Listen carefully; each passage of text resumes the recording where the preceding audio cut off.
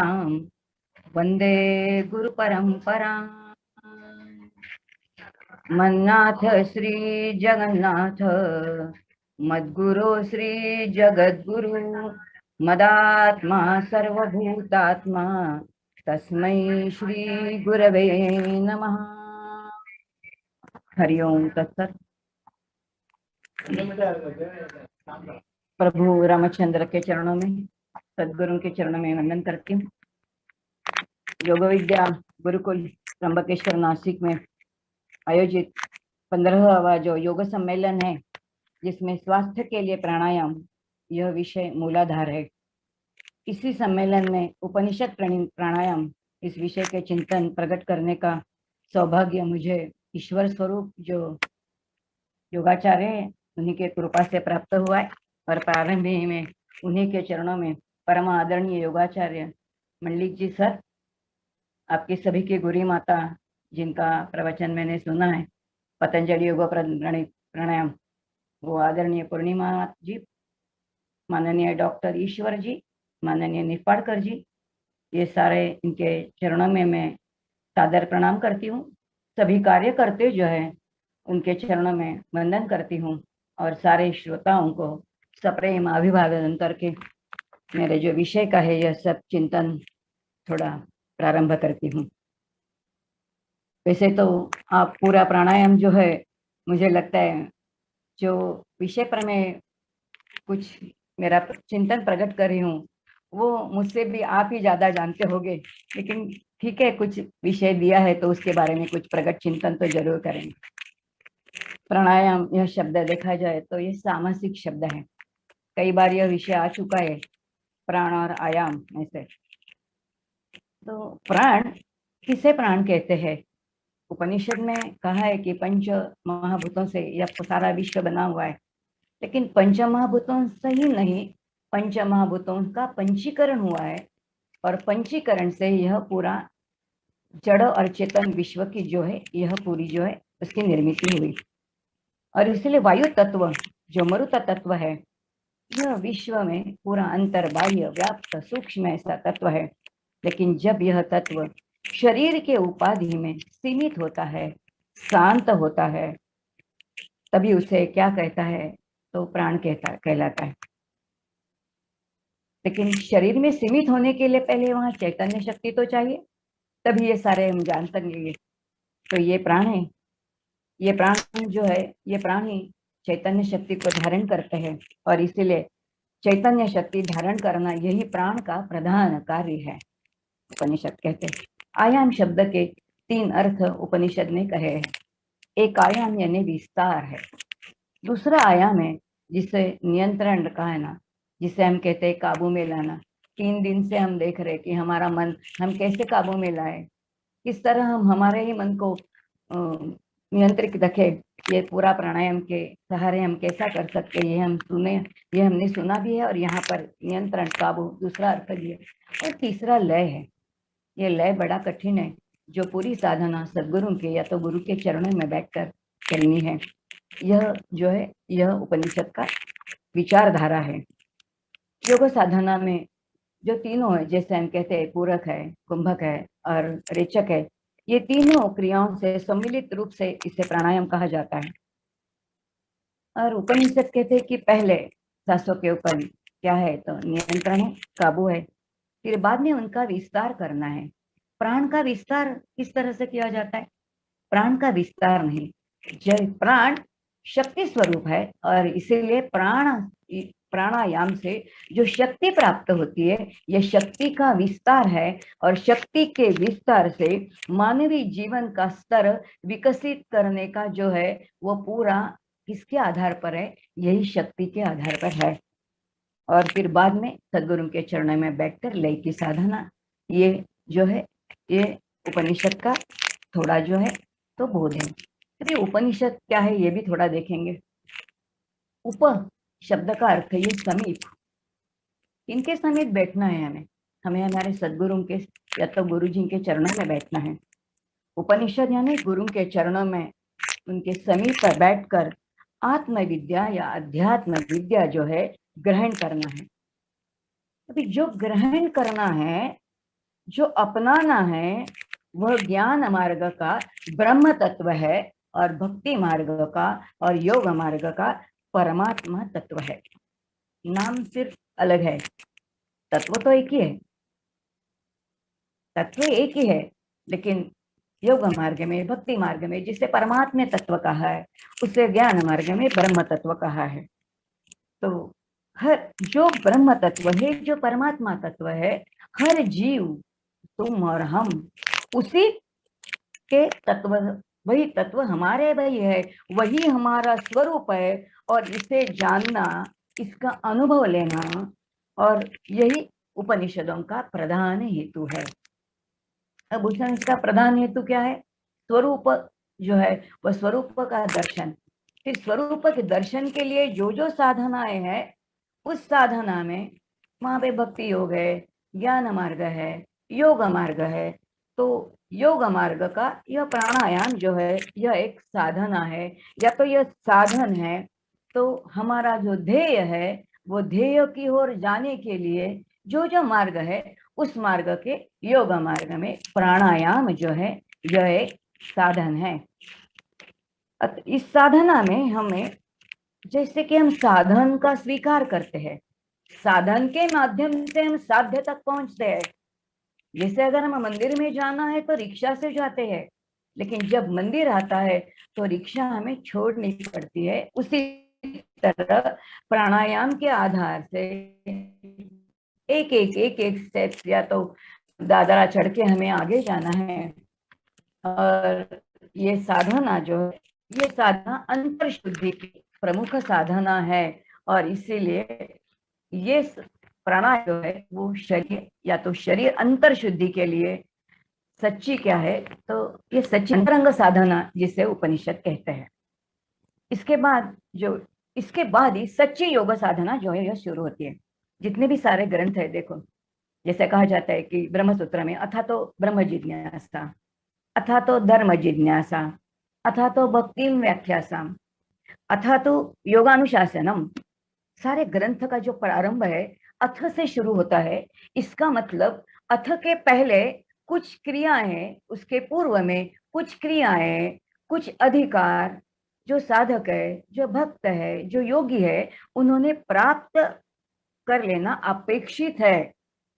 जैसे ज्ञान मार्ग में हम कहते हैं समाधि षटक है। फिर जो योग साधना हम कर रहे हैं, वहां पे यम नियम आदि साधन का है। अब उपनिषद कहता है कि जब भी हम जन्म लेते हैं, हमारे गत आयुष्य में हम जो है, तो कुछ वासनाएं जो है, वो वासनाएं जो है उसी के माध्यम से, वासनाओं के उसी के माध्यम से हमें जन्म मिलता है। जब हम जन्म लेते हैं तब हम सांसें गिनकर आते हैं, और जैसे ही सांसें खत्म होती है, हम इस दुनिया से निकल जाते हैं। अगर ये सिद्धांत हम देखें तो हमें झट से पता चलता है कि सांसें कितनी कीमती चीज है, कितनी अमूल्य है। अगर ये अमूल्य है, अगर ये कीमती है, तो इनका जो उपयोग हमें करना है तो बड़ी समझदारी से करना है, उसका शास्त्र समझ लेना है। और इसीलिए हमारे ऋषि मुनियों ने हमें आत्मदर्शन या आत्मोन्नति के लिए जो विविध मार्ग बताए हैं, उसमें ब्रह्म विद्या प्रधान है। और इसी का अवलंबन करके हमें किसी का भी, कौन से भी, आपको जिस मार्ग से जाना है वह जाइए। आज हम योग मार्ग का चिंतन कर रहे हैं, प्राणायाम का चिंतन कर रहे हैं, लेकिन साधन किसी भी मार्ग, साधक किसी भी मार्ग से जा सकता है जिसमें उसकी रुचि है। और जैसे ही वह साधना करता है, तब उसका परिणाम क्या है? उसे शरीर स्वास्थ्य मिल ही जाता है। वहां पर शरीर स्वास्थ्य है, निरामयता है, तेजस्विता है, ज्ञान का प्रगटीकरण है। ये सारी चीजें स्वाभाविक है, और ये सारे बाय प्रोडक्ट्स है। ये हमें कभी नहीं भूलना चाहिए। ये सारे बाय प्रोडक्ट है, लेकिन इसको हमें प्राधान्य देना ही है, क्योंकि शास्त्र की आज्ञा ही है, शरीरम इदम आद्यम खलु सर्वधर्म साधनम। ये जो शरीर हमें मिला है, ये पहला हमारा साधन है। अगर साधन साफ है, साधन पवित्र है, साधन कार्यक्षम है, जितना साधन पवित्र है, जितना साधन कार्यक्षम है, जितना वह पावन है, जितना वह साफ सुथरा है, उतने ही जल्द हम साध्य की ओर चल पड़ते हैं।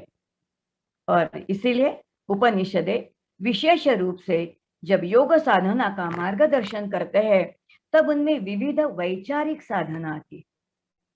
वैसे तो हम जब भी कहते हैं कि जैसे हम प्राणायाम को बैठते हैं तो हमें निर्विचार स्थिति में जाना है, निर्विचार स्थिति में जाना है, हमें जैसा कहा है कि कुछ भी नहीं, विचार ही नहीं, सिर्फ साक्षित्व करो। लेकिन उपनिषद पूरा वैचारिक साधना देती है, और वैचारिक साधना के साथ ही जो योग के उपनिषद है, जैसे हमने कुछ पढ़े है, जहां पर पहले नाड़ी शुद्धि के बारे में बहुत कुछ कहा है डॉक्टर ईश्वर जी ने, तो ये कितनी कल भी आदरणीय निफाड़कर सर ने भी इनका बड़ा विस्तार रूप से यह सारा कुछ कहा है। तो उसका पूरा जो विषय हुए उनके बारे में तो अभी मैं वापस नहीं दोहराऊंगी, लेकिन ये जो उपनिषदों के जो प्राणायाम की कुछ परिभाषाएं, वो परिभाषाओं के माध्यम से हम कुछ प्राणायाम उपनिषद में किस तरह की प्रक्रिया बताई गई है वो हम सुन ले। ध्यान बिंदु उपनिषद है, सुंदर बड़ी प्रक्रिया वहां पर दी है कि किस तरह का प्राणायाम किया जाता है। उपनिषद का वैशिष्ट्य है, उपनिषद पहले मान्य करते हैं कि अहम, तुम और हम सारे जो साधक है वो हम सगुण साकार है। जो सगुण साकार है तो उनकी साधना भी सगुण के माध्यम से शुरू होनी चाहिए और वह फिर बाद में निर्गुण में जानी चाहिए। तो सगुण के माध्यम से, सगुण के आलंबन से हमें निर्गुण जाना है। यह उपनिषद का जो है, यह पूरा उनका जैसा कहा जाता है कि बेस, पाया जो है, वो इस बेस के ऊपर सारे उपनिषद जो है वो हमें मार्गदर्शन करते हैं। ध्यान बिंदु उपनिषद हमें कहता है, बड़ा सुंदर मंत्र है जहां में उपनिषद हमें कहता है, इड्या वायुमा पूर्वम पूरयित्वोदर स्थितम ओंकारम देह मध्यस्थम ध्याये ज्वाला वलीकृतम। बाद में कहा है उपनिषद के प्राणायाम की व्याख्या के लिए, ब्रह्मा पूरक इत्योक्तो, ब्रह्मा पूरक इत्योक्तो विष्णु कुंभक उच्यते रचो रेचो रुद्र इति प्रोक्ता प्राणायामस्य देवता। इस परिभाषा के पहले यही उपनिषद में पहले कहा है, ओमकार यो न जानाति ब्राह्मणों न भवतु सहा। यानी जो प्राणायाम की साधना कर रहा है उससे पहले ओंकार क्या है, ओंकार यह मूल बीज है, यह एकाक्षर ब्रह्म है, यही विश्व का मूल आधार है। और यह ओंकार क्या है, ये जो जानता ही नहीं वो ब्रह्म तत्व या परमात्मा तत्व कैसे जानेगा। और परमात्मा तत्व या तो ब्रह्म तत्व जानने के लिए पहले ओंकार जो है, वो ओंकार साधना या तो ओंकार, इसकी कुछ तो जानकारी साधक या भक्त को होनी चाहिए। यह ओंकार ही एकाक्षर बीज मंत्र है, यही सच्चिदानंद घन निरंजन है, और यही योगी और साधना साधक जो है इनका ध्येय भी होना चाहिए। अगर जीव ओंकार स्वरूप है, विश्व ओंकार स्वरूप है, तो ये ओंकार ही सभी हमारा मूल है। तो ये ओंकार के माध्यम से कि हम वहां उस तत्व तक कैसे जा सकते हैं, ये पूरा यहाँ पर मार्गदर्शन है। और इसीलिए कहा है कि ये प्राणायाम कौन सा है, यहाँ पर 3 क्रियाएं कही गई है कि महाविष्णु कैसे है, तो महाविष्णु करोड़ पूर्ण चंद्रमा जैसे तेजोमय है। और यह जानकर अभी जो साधक है, योगी है, उन्हें स्वस्थ बैठना है। जो आसन सिद्धि की है, अभी एक शरीर की आसन की सिद्धि है और एक अंतरंग के आसन की भी सिद्धि है। श्रीमद आचार्य उसका बहुत सुंदर वर्णन करते हैं। और ये आसन कौन सा है, वो कहते हैं, समान प्रत्यय प्रवाहेन तैल धारावत यद आसनम तद उपासनम। अखंड अंतरंग की शांत स्थिति में एक ही एक बस जो आलंबन हमने लिया है उसी का स्मरण, और वो भी उसका कुछ भी वैखरी से ना उसे कुछ कहना है, कुछ नहीं। और यह जानकर पूरक में क्या करना है, तो सांस जब हम भीतर खींच कर दीर्घ श्वास लेते हैं, उस वक्त महाविष्णु का सिर्फ स्मरण करना है, वैखरी से कुछ भी ना बोलना है। ना वैखरी से बोलना है, ना उपांशु से बोलना है। चारों वाचाएं जो है, इसमें से एक भी वाणी नहीं, सिर्फ बस मानस है ये सब।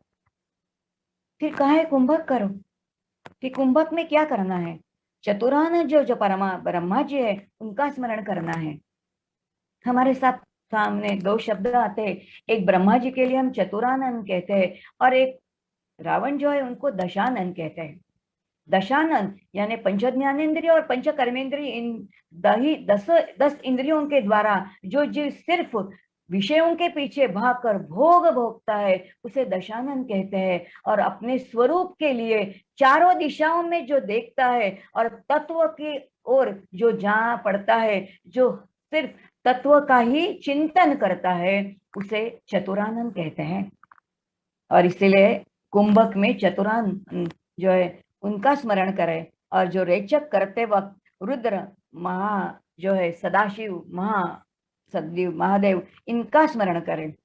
वैसा देखा जाए तो ईश्वर तत्व तो एक ही है, ईश्वर तत्व एक ही है, लेकिन एक उत्पत्ति स्थिति और लय का कार्य दिया है। ईश्वर एक ही है, लेकिन उनके तीन जो है आविष्कार है, तीन आविष्कार प्राणायाम करने से इनके तीनों के कार्य एक है, और ये तीनों के कार्य समझकर एक ही ईश्वर है, इस तरह का समझकर अगर हम प्राणायाम करें तो ईश्वर हृदय में प्रकट होता है। और ईश्वर जब हृदय में प्रकट होता है तो साधक और योगी ब्रह्मवेत्ता कहलाता है।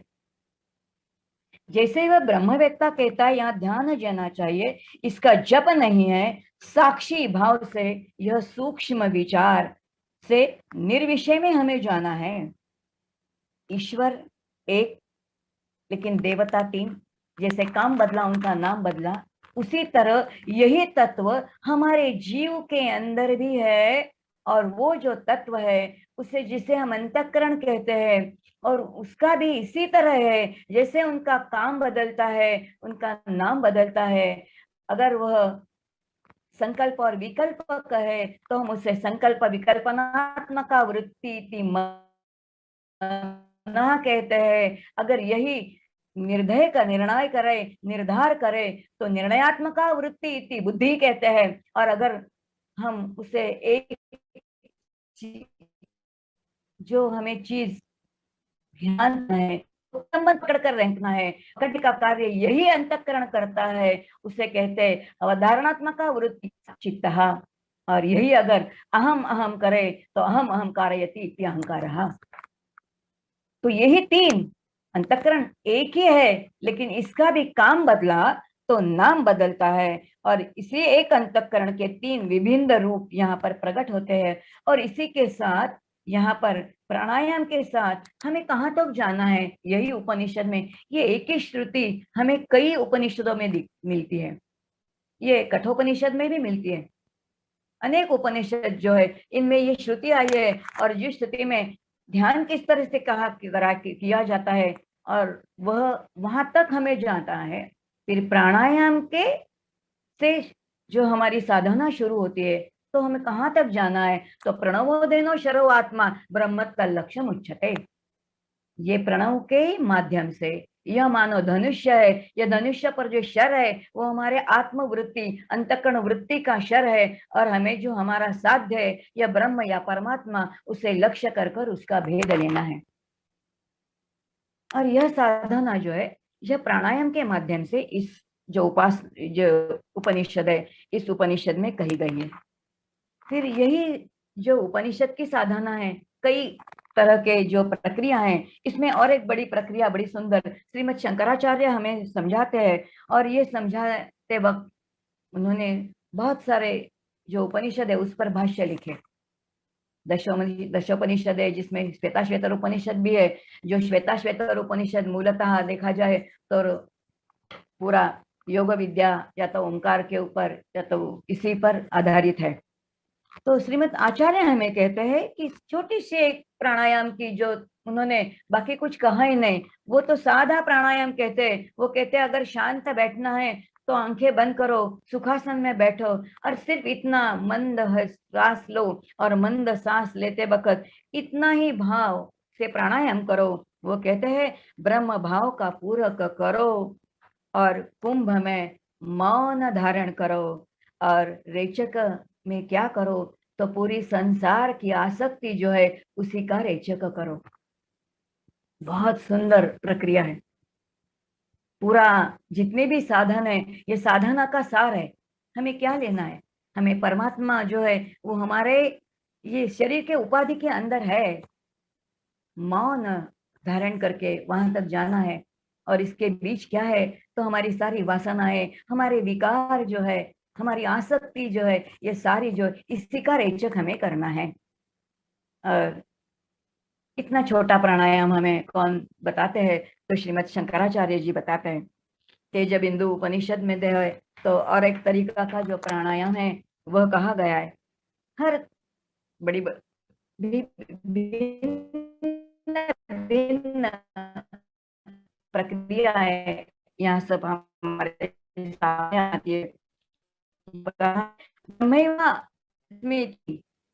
सद्वृत् पुनः वृत्ति विस्मरण। छोटा प्राणायाम है, यह भी है, साधन भी है। क्या पूरा करना है? पूरा करने वक्त जो अंतिम स्थिति, जो परमात्मा की स्थिति है, जिसे परमात्मा कहते हैं या तो ब्रह्म तत्व कहते हैं, तो इसी का चिंतन हमें करना है। और जब भी हम पूरक करते हैं तो मानो इस तरह का जिस मन का, जो बुद्धि का है, वो निर्णय हमें करना है कि हम क्या कर रहे हैं। तो हम अहम ब्रह्मास्मि, इस तरह का निर्णय करके हमें पूरक करना है। कुंभक की जो स्थिति है, वहां का चिंतन क्या है? जीव, ब्रह्म, और ये जीव, ब्रह्म और जगत, इन तीनों में एक ही परमात्मा स्थित है।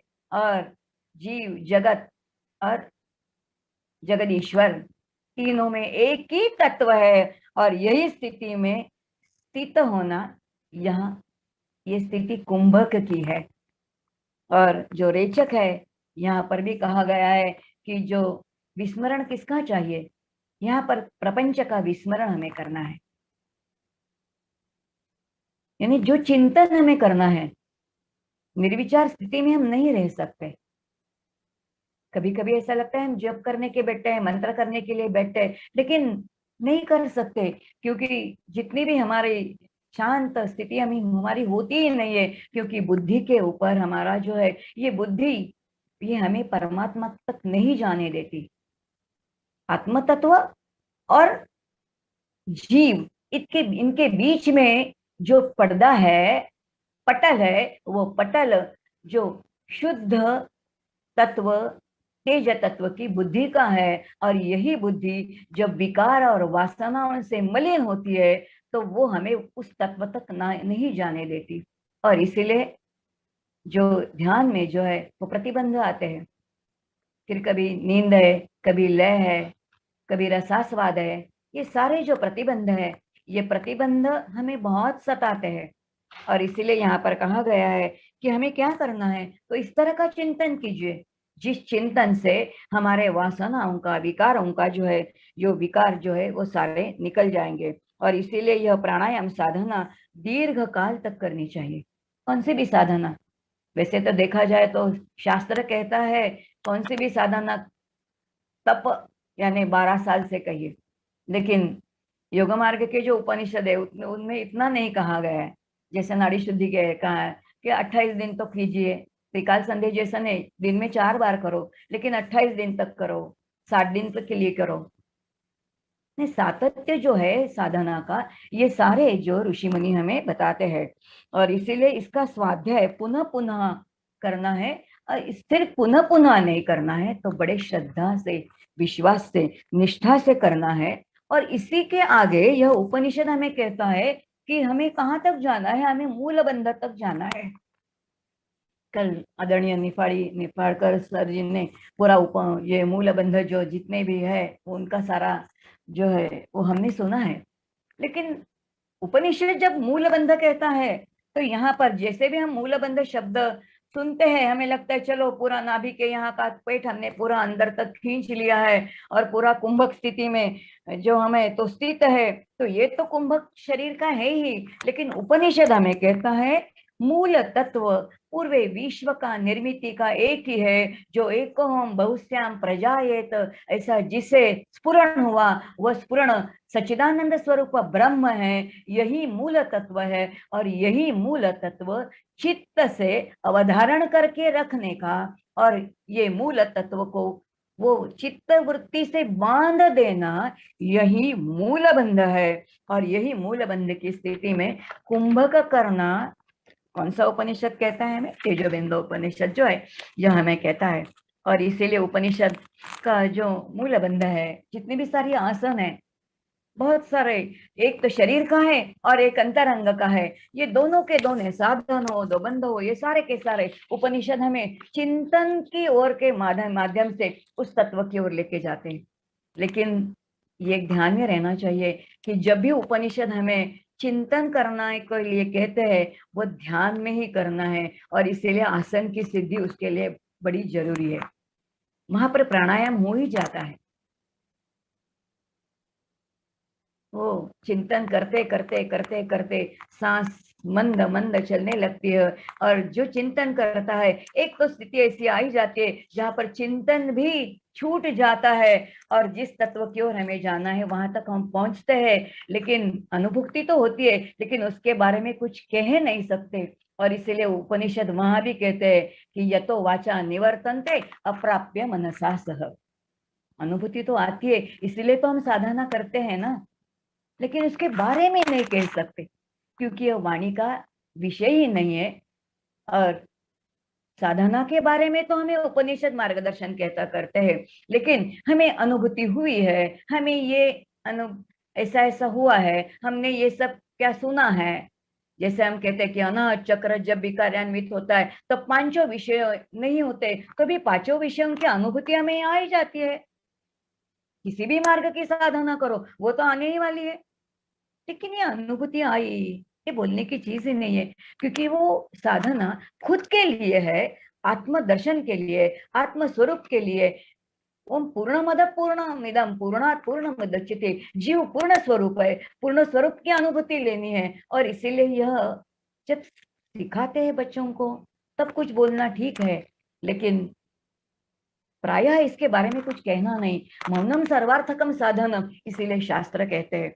और इसीलिए ये जो उपनिषद कहते हैं, ये मूल बंध कौन सा है? तो मूल तत्व एकमेव अद्वितीय सजातीय विजातीय भेद रहित है, और वही सच्चिदानंद स्वरूप परमात्मा या तो ब्रह्म है। और इसी के सदा स्मरण, के स्मरण कैसे रखना? सिर्फ अस्ति, प्रारंभ के स्थिति में अहम अस्मि, अहम अस्मि, अहम अस्मि, बाद में अहम जाने के बाद सहा अस्ति,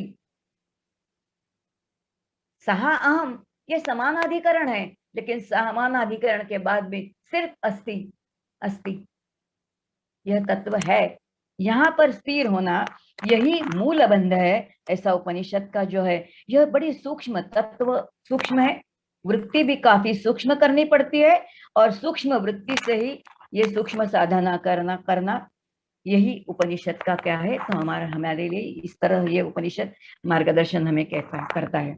शांडिल्य उपनिषद में भी बड़ी सुंदर प्रक्रिया दी है, जहां पर ओंकार का ही पूरा क्या है, तो ओंकार साधना कही गई है कि ओंकार के ऊपर ही वहां पर भी प्राणायाम जो है, वो प्राणायाम की जो साधना है, वो वहां पर महर्षि शांडिल्य हमें कहते हैं। और यहाँ पर कोई देवता नहीं है, वो कहते गायत्री बड़ी जो है वो ज्ञान देने वाली देवता है, और इसीलिए शक्तियों का जो है, तो शक्तियों का प्राणायाम कहा गया है। जैसे कहा जाता है अ उ और म, यह ओंकार है, यह ज्ञान स्वरूप है, लेकिन यही तीन मात्राएं है, उ अ और म करे, अ उ और म ज्ञान स्वरूप ओंकार है, और उ म और अ उमा है, उमा यानी ये शक्ति स्वरूप है। तो इसी में शक्ति शुद्ध प्राप्त हो, इसके लिए यहाँ पर कहा गया है कि अकार उकार और मकार, इनमें तीन देवियों का स्मरण करो। और कहा है कि जब भी अकार कहो आकार में जब हमें पूरक करना है तो किसका स्मरण है? गायत्री जो है, जो ज्ञान देने वाली है, ज्ञान स्वरूप है, बड़ी पवित्र है, उसी का स्मरण करना है। और जब कुंभक करना है तब सावित्री है, सावित्री शक्ति स्वरूप है। हम जब कुछ भी हमें काम करना है, कुछ कार्य करना है, कुछ पढ़ाई करना है, कुछ भी है, तो हमें शक्ति की जरूरी है। और इसीलिए रजोगुण जो प्रदान करने वाली प्रधान देवता है, यह कौन सी है? तो यह सावित्री है। इसी सावित्री का सिर्फ स्मरण है, नाम उसे बोलना है, कुछ नहीं। और जब भी हम कुंभक में सावित्री का स्मरण है, और जब हम रेचक करते हैं तो हमें सरस्वती का स्मरण करना है। जब हम ये उपनिषद पढ़ते हैं तो पहले मन में शंका होती है, सरस्वती तो कैसी है? तो सरस्वती ज्ञान की देवता है, शारदा ज्ञान की देवता है, तो ये रेचक कैसा हो सकता है? जब भी हम उपनिषद के ये सारे मंत्र पढ़ते हैं तो पहले हमारे सबके मन में यही शंका आती है, या आनी भी चाहिए। लेकिन शास्त्र बड़ा सुंदर है। उपनिषद कहता है कि जो ज्ञान है, ज्ञान की देवता गणेश है, गायत्री ज्ञान की देवता है, लेकिन जो ज्ञान हमें है, जो वैखरी से प्रकट होता है, तो अंदर से बाहर आता है। जो अंदर से बाहर आता है वही क्या है? तो वो रेचक है। और इसीलिए ज्ञान प्रकट करने का जो माध्यम है, जिसकी कृपा चाहिए, वही सरस्वती है। और इसीलिए मकार में कहा किसका स्मरण करना है? तो सरस्वती का है, क्योंकि ज्ञान प्रकट तो होना चाहिए। हम देखते हैं व्यवहार में कई बच्चे बहुत होशियार होते, लेकिन वो कह नहीं सकते, अपने विचार जो है वो दूसरों तक पहुंचा नहीं पाते, क्योंकि उनके ऊपर गणेश जी की कृपा है, लेकिन सरस्वती की कृपा थोड़ी कम है। अगर वो उसकी आराधना करे तो वाणी कैसी हो जाती है? बड़ी मधुर हो जाती है। और इसीलिए शांडिल्य उपनिषद हमें कहता है कि ओंकार का ही ध्यान करना है, उसी पर हमें प्राणायाम करना है। लेकिन वहां पर हमें जो देवताएं हैं उनका सिर्फ क्या करना है? कुछ मुंह से बोलना नहीं, जाप करना नहीं, सिर्फ साक्षी भाव से उनका बुद्धि का निर्णय रख के हमें उनका ऊपर देखना है। फिर बाद में का जो उपनिषद है वो उपनिषद आता है अमृत बिंदु। समय में देखती हूँ कितना है। तो अमृत बिंदु जो है वहां पर प्राणायाम की एक बड़ी सुंदर परिभाषा ही आई। परिभाषा में अमृत बिंदु हमें कहता है, प्राणायाम में दहे दोषान। पहले सिद्धांत ही कह दिया, अगर प्राणायाम करो तो जीव के सारे दोष और सारे विकार, षड विकार जो हमें बहुत सताते हैं, वो षड विकार, और जीव के षड विकार भी 6 है, वो भी तो हमें समझ लेते हैं, वो भी हमें सताते ही है। काम क्रोधादि विकार हमें सताते, ये तो हमें हमारा रोज की अनुभूति है।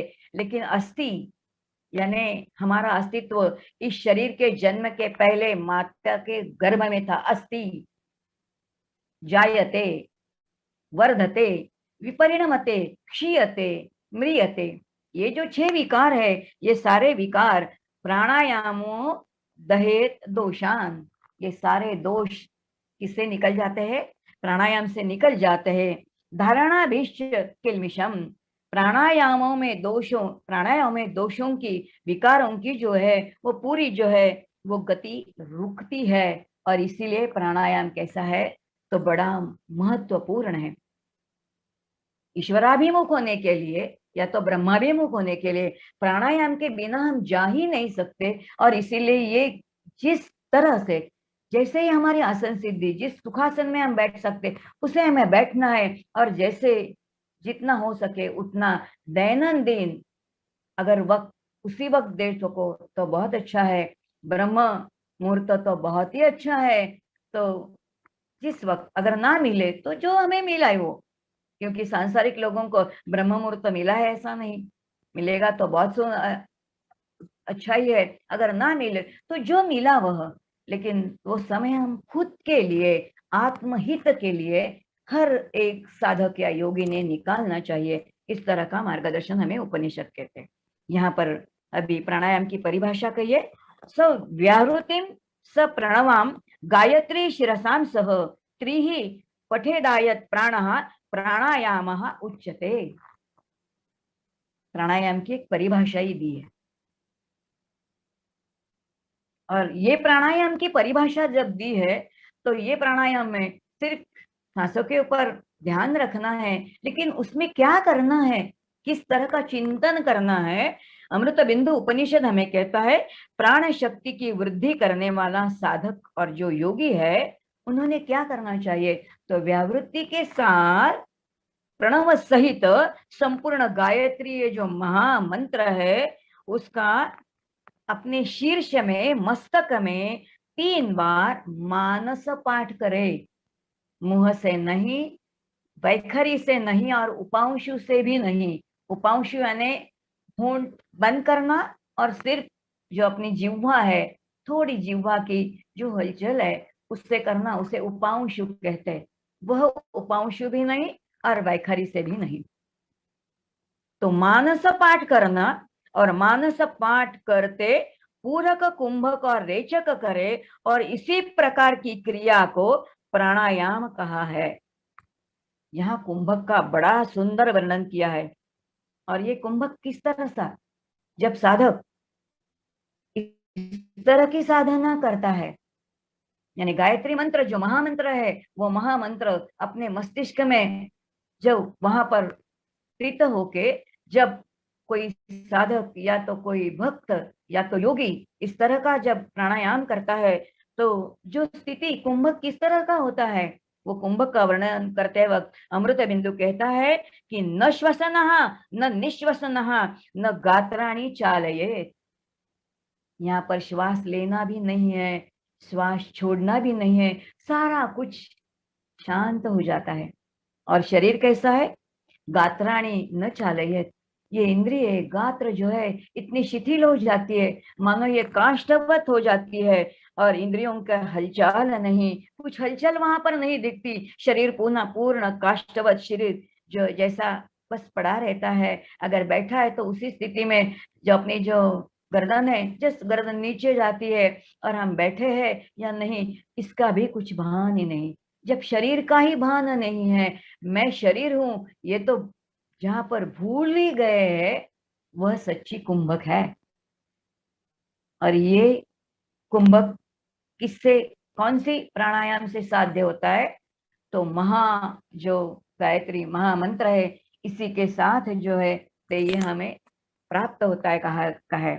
फिर बाद में कहा है जो 5 प्राण है, वैसे तो मरुत तत्व एक ही है लेकिन 5 प्राण है, फिर 5 उपप्राण भी है। ये मुख्य जो 5 प्राण है जिसे हम व्यान समान उदान प्राणापान कहते हैं, उसमें प्राण और अपान जो है ये दोनों बड़े महत्वपूर्ण है। और इसीलिए उपनिषदों ने बहुत सारे उपनिषद में, जहां पर मंडक्य उपनिषद कारिका में भी यहाँ पर आता है, या तो मुंडक उपनिषद में भी यह है, तो जितने भी सारे जहाँ पर ओमकार की उपासना आती है या तो ओमकार का पूरा साधना जहाँ पर आती है, वहां पर प्राण और अपान ये दो जो है ये 2 बड़े अश्व माने गए हैं। अश्व यानी घोड़े, उपनिषद कहते हैं घोड़े क्या है, ये जो 2 बड़े हैं ये घोड़े जो है, ये घोड़े यानी अश्व ये वासना के प्रतीक है, क्योंकि वो बड़े तेज से दौड़ते हैं। दौड़ने को जितनी ताकत नहीं लगती है उससे कई दुगना ताकत वो गति रोकने के लिए रखती है। और इसीलिए कठोपनिषद में जो पूरी साधना है वो शरीर क्या है, तो ये 5 इंद्रियों जो हमारी है वो घोड़े है, और 5 विषयों के रास्ते पर ये दौड़ते हैं। ये मन जो है क्या है, उसका लगाम जो किसके हाथ में है, ये बुद्धि जो है उसके हाथ में वो मन के जो लगाम है जो है वो दिया हुआ है, वो पूरा प्रतीक जो है हम उनमें देखते हैं। और यहाँ पर प्राण और अपान जो है ये दोनों को महाअश्व कहा गया है, और प्राण और अपान का मिलन से ही जीव वासना रहित होता है। अभी प्राण और अपान, जैसे ही हम सांस लेते हैं तो उसे हम प्राण कहते हैं, और जब छोड़ते हैं तो उसे हम क्या कहते हैं, तो वो प्रश्वास है ना। तो अपान तो हमारे मूलाधार स्थित में जगह पर है, जो उत्सर्जित का कार्य ऐसा कहा जाता है। लेकिन उपनिषद कहते हैं जितनी भी अंदर से बाहर आने वाली क्रिया है वो सारी किसकी है, वो अपान के ही है। हमें ऐसा लगता है अपान सर क्या करता है तो उत्सर्जित का उतना ही कार्य करता है, ऐसा नहीं है। उपनिषद के माध्यम से। और इसलिए प्राण और अपान इन दोनों का जब मिलन है तो जब होता है तभी जीव वासना रहित होता है, आसक्ति रहित होता है। और यही क्या है, तो इसी को अश्वमेघ यज्ञ कहा गया है। हम रामायण में सुनते हैं, महाभारत में सुनते हैं कि अश्वमेघ यज्ञ किया है, लेकिन अश्वमेघ यज्ञ यानी कौन सा यज्ञ? चलो झोड़ा छोड़ा और किसी के साथ हमें सम्राट बनना है तो अश्वमेघ यज्ञ करना है, ये सारी बहिरंग की कृति है। लेकिन योग मार्ग में जब अश्वमेघ यज्ञ है, भागवत की जो कई कथा है उस कथा पर बड़े जो भाष्यकार है, जो पांडुरंग शास्त्री अठौले, उन्होंने बड़ा भाष्य किया है। और वो कहते हैं अश्वमेघ यज्ञ, अश्वमेघ यज्ञ, ये कौन सा अश्वमेघ यज्ञ है? तो जीव ने अपने वासनाओं पर काबू लाने के लिए प्राण जो है वो प्राणों को ऊपर से नीचे दबाना है, और जो अपान है उसे नीचे से ऊपर उठाना है। और इस तरह का दोनों का मिलन जो है वो इस एक बिंदु पर होना चाहिए। अगर वो समसमान हुआ, प्राणापान समा सम अगर वो स्थिति में आए तो वो सच्ची योग स्थिति है। उस स्थिति में काल मृत्यु भी वो योगी को कुछ भी नहीं कर पाता। और इसका पूरा वर्णन कहाँ पर आता है? तो इस तरह की साधना किन्होंने की है, जैसे 14 से साल चांगदेव योगी रहे थे। जब भी उन्हें पता चलता था कि चलो अभी मेरा मृत्यु, यमदेव आने वाले, तब वो क्या करते थे? तो इस तरह की अंतरंग की साधना करते थे। प्राण और अपान जो है इनका मिलन करना जो है, तो उसे ही क्या कहा है? तो अश्वमेघ यज्ञ है। ये दोनों को देह रूपी जो, ये दोनों को और एक उपनिषद ने शब्द दिया है कि जो हमारा देह है, हम शरीर और देह, ये सारे शब्द बड़े सहज से हम उच्चार करते हैं, लेकिन उपनिषद इनका पूरा जो परिभाषाएं कहती है, दग्धनात् योग्य स एव देह, ये देह,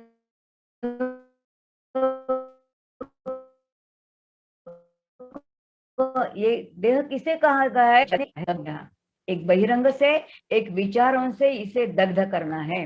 ज्ञानादेव कर्म दग्धाणी दग्धाणी, ज्ञान से कर्म भी दग्ध करो, शरीर की आत्मीयता भाव भी नष्ट करो। उपनिषद हमें कहता है, अगर हम इसे शरीर कहते हैं तो शीर्यते इति शरीरः, क्षीण होना यही इसका स्वभाव है।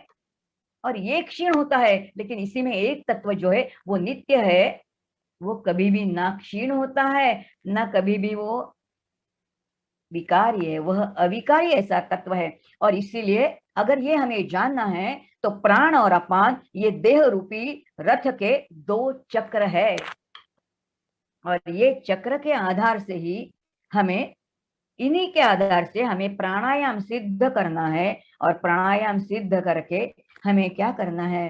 तो जो तत्व की ओर हमें जाना है। और इसीलिए उपनिषद जो है, तो उपनिषद हमें प्राणायाम के माध्यम से परमात्मा तत्व तक या तो ब्रह्म तत्व ले जाते हैं। और इसीलिए पूर्वी उपनिषद की जो पूरी साधना है, कई साधना है, ये सारी वैचारिक साधना है। और वैचारिक साधना में आसन सिद्धि आवश्यक है।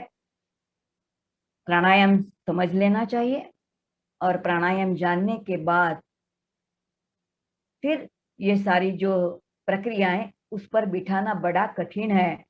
भक्ति मार्ग की भी कई वहां पर कई प्रक्रिया कही गई है। जैसा हमें क्या करना है, तो पूरा विश्व में राम तत्व भरा हुआ है, उसे हमें अंदर लेना है। तो ये राम तत्व, राम के दर्शन किसके बिना नहीं होता। कल उनका थोड़ा जिक्र हुआ। तो हम जो सांस लेते हैं, तो कुंभक में क्या है? तो कुंभक में हम वायु तत्व लेते हैं। यह मरुत पुत्र कौन है? यही प्राणनाथ है। और ये प्राणनाथ यानी हनुमंत है। तो इस तरह की कई प्रक्रियाएं जो उपनिषद में बताई गई है। और ये बताने का जो उपनिषद का प्रधान हेतु है, तो जीव जो हम सारे हैं, जो तत्व से बने हुए, जब तक हम हैं तब तक हमें उस तत्व की अनुभूति लेना है। और इसीलिए उपनिषद हमें ये तरह का मार्गदर्शन करते हैं। मेरे सारे जो है कई प्रक्रियाएं हैं, लेकिन सामने घड़ी दिख रही है, और इसीलिए अब मेरी जो वाणी को मैं विराम देती हूँ। जो पूरी सेवा जिन ईश्वर स्वरूप से मुझे मिली है, उनके चरणों में आदरणीय योगाचार्य जो मंडलिक जी सर है, उनकी गुरी माता है, उनके चरणों में समर्पित करती हूँ और मेरे वाणी को विराम देती हूँ। हरिओम तत्सत, हरिओम तत्सत, हरिओम तत्सत।